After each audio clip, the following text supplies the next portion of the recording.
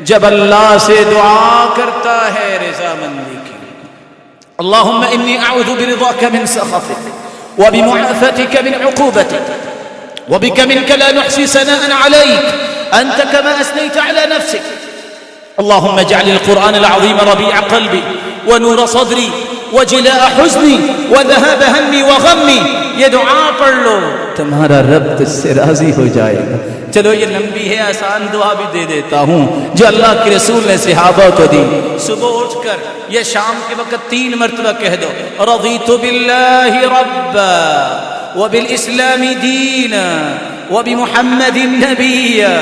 اللہ میں تجھے رب مان کے راضی، میں دین کو دستور حیات مان کے راضی، میں تیرے محبوب کو سچا پیغمبر پوری کائنات سے اعلیٰ اور عرفہ مان کے راضی، اور اپنے لیے آئیڈیل مان کے راضی۔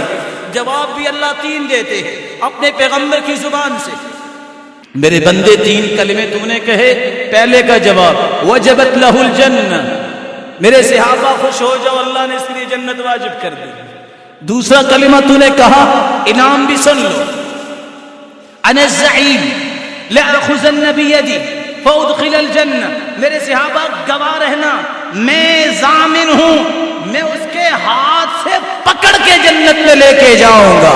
تو نے تیسرا کلمہ کہا، تیسرا وعدہ دیکھیے، کان حقا علی اللہ ان یرضیہ یوم القیامہ، یہ دنیا میں رب پہ راضی اللہ فرمائیں گے میں نے حق لکھ دیا ہے، اس بندے کو میں بھی جنت میں داخل کر کے راضی کر کے چھوڑوں گا۔